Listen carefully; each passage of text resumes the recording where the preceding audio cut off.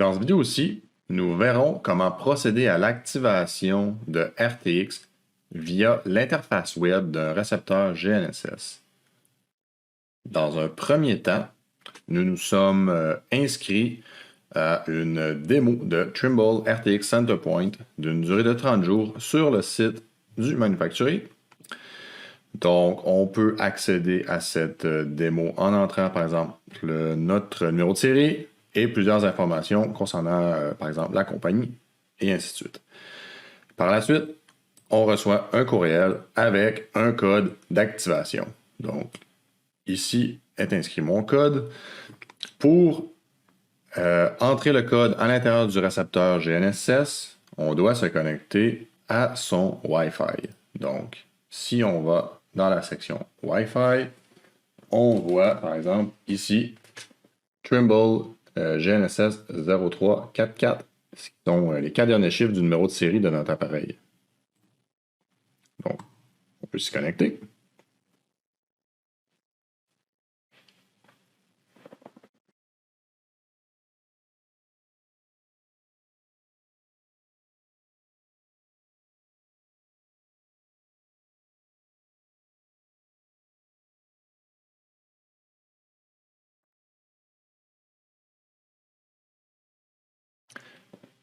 Par la suite, lorsqu'on est connecté au réseau Wi-Fi, on peut écrire dans la barre de recherche de notre navigateur l'adresse IP suivante: 192.168.142.1.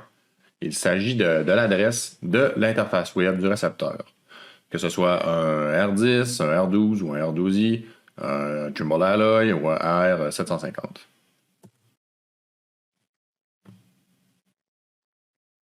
Par la suite, on doit entrer un nom d'utilisateur et un mot de passe. Donc, lorsque les récepteurs sont d'origine ou avec les configurations par défaut, le mot de passe est le suivant: admin password.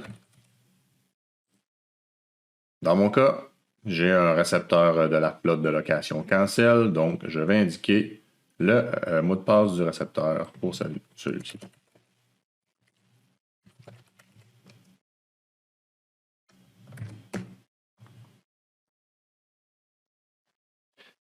Si on indiquait le mot de passe d'origine, on pourra ensuite modifier ce dernier pour avoir quelque chose de personnalisé. Donc, je suis maintenant à l'intérieur du récepteur R12i. Donc, on pourrait regarder brièvement l'interface. Donc, on voit en ce moment qu'on traque 17 satellites, par exemple. Pour mettre l'option dans notre récepteur, ce sera sous Receiver Status, ensuite Receiver Options. Donc, on voit toutes les options qui sont à l'heure actuelle installées sur ce récepteur GNSS. Donc, on voit ici, il n'y a pas de RTX Centerpoint, par exemple, pour les services de correction. Donc, on pourrait aller rechercher le code que je vais copier. Par la suite, on va dans Installer, on va faire coller et on installe. Donc, ça me dit que je dois faire le reset du récepteur, donc le redémarrer. Parfait.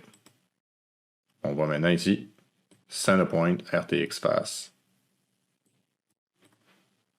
Jusqu'au 24 mars 2024, qui serait 30 jours plus tard de la date d'aujourd'hui. Donc, c'est pour la démo de 30 jours sur ce produit. Par la suite, il ne resterait simplement qu'à faire un redémarrage de l'appareil et on pourrait utiliser Centerpoint RTX.